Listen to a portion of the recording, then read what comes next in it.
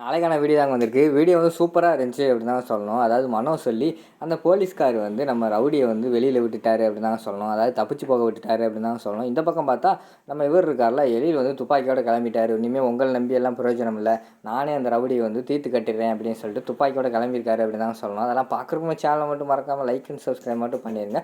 First எடுத்த உடனே நம்ம போலீஸ்காரங்க வந்து அந்த ரவுடியை வந்து கூட்டு போகிற மாதிரி தான் காட்டிக்கிட்டு இருக்காங்க. அப்போ வந்து அந்த ரவுடி அந்த போலீஸ்காரங்க சொல்லிகிட்டே போகிறாங்க, அது எப்படிடா அவ்வளோ அடி வாங்கி நீ பாட்டில் உண்மையை சொல்லாமல் வந்துக்கிட்டு இருக்கியடா அப்படிங்கிற மாதிரி சொல்லிட்டு வராங்க.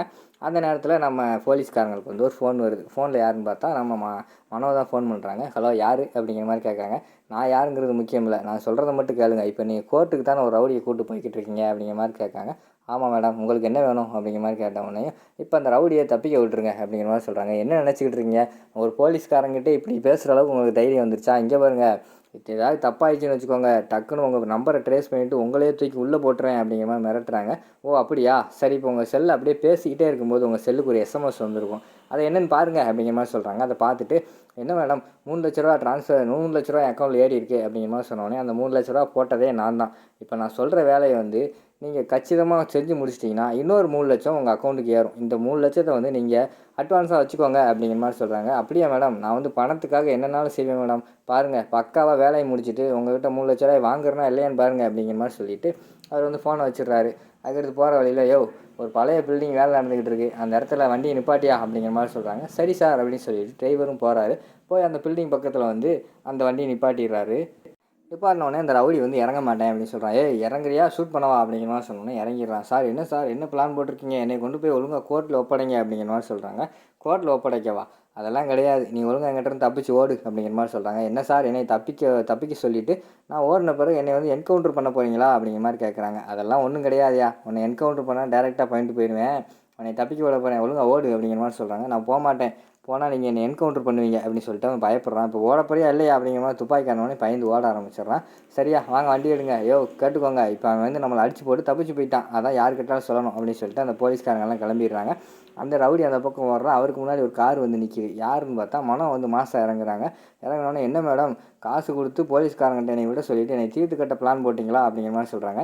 என்னது, உன்னை தீர்த்து கட்டவா, அதெல்லாம் கிடையாது, உன்னை தப்பிக்க வச்சது என்னமோ நான் தான், ஆனால் உன்னை தீர்த்து கட்ட நினச்சா 6 லட்ச ரூபா கொடுத்து எனக்கு 10 லட்ச ரூபாயா கொடுத்து உன்னை தீர்த்து கட்ட தெரியாது நினைக்கிறியா, அதெல்லாம் கிடையாது. இங்கே பாரு, இப்போ நான் சொல்கிறத நீ செஞ்சே ஆகணும் அப்படிங்கிற மாதிரி சொல்கிறாங்க. மேடம், அதெல்லாம் செய்ய முடியாது, ஆல்ரெடி உங்கள் செஞ்சதுனால உங்களுக்கு பல வேலை செஞ்சுருக்கேன், எனக்கு பல பிரச்சனை வந்துருச்சு, இனிமேல் நீங்கள் சொன்ன வேலையை செஞ்சேன்னா எனக்கு தான் பிரச்சனை வரும், அதெல்லாம் செய்ய முடியாது அப்படிங்கிற மாதிரி சொல்லிக்கிட்டு இருக்காங்க. இங்கே பாரு, நீ செஞ்சு தான் ஆகணும், கொஞ்சம் நேரம் அந்த வீடியோ காலை பாரு அப்படிங்கிற மாதிரி சொல்கிறாங்க.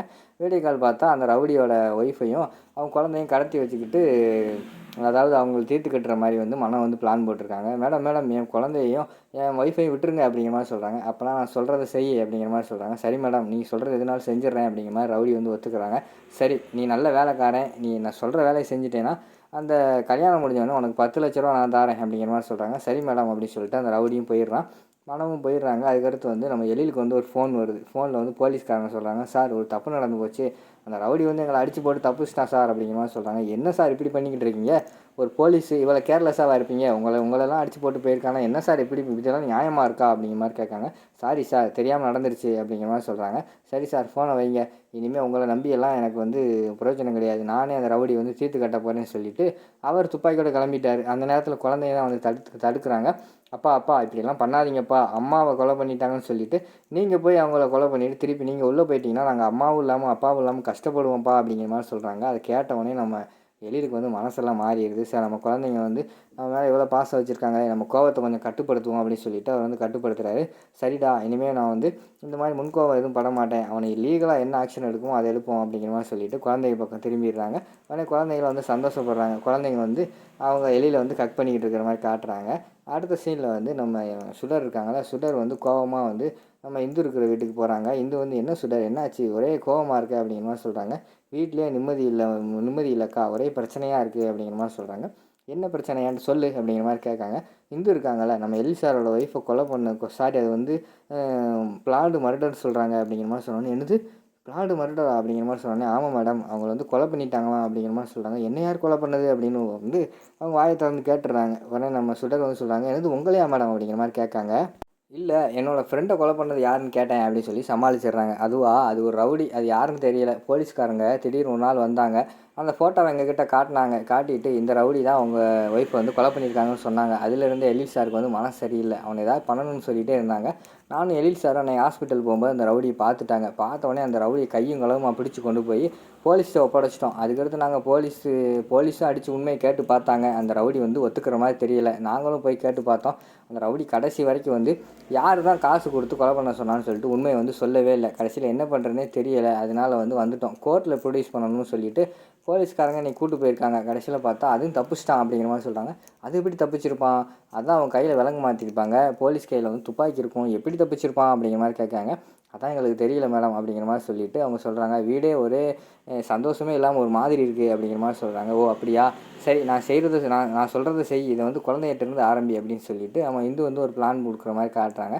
அது வந்து அவங்க காற்றுக்குள்ளே ஏதோ ஒன்று சொல்கிற மாதிரி காட்டிக்கிட்டு இருக்காங்க. இந்த மாதிரி செய், இப்படி செஞ்சேன்னா அதுக்கடுத்து நம்ம குடும்பம் வந்து நார்மல் ஆயிரும் அப்படிங்கிற மாதிரி சொல்கிற மாதிரி காட்டுறாங்க. சரி அக்கா நான் உடனே செய்கிறேன் அப்படின்னு சொல்லிட்டு அவங்க அந்த இடத்துலேருந்து போகிற மாதிரி காட்டுறாங்க. இந்து வந்து யோசிச்சுக்கிட்டே இருக்காங்க. யார் நம்மளை தீர்த்து கட்டியிருப்பா, யாராக இருக்கும் அப்படின்னு சொல்லிட்டு அவங்க யோசிச்சுக்கிட்டு இருக்கிற மாதிரி காட்டுறாங்க. அதோட பார்த்தீங்கன்னா அந்த எபிசோடு வந்து முடிச்சிடுறாங்க.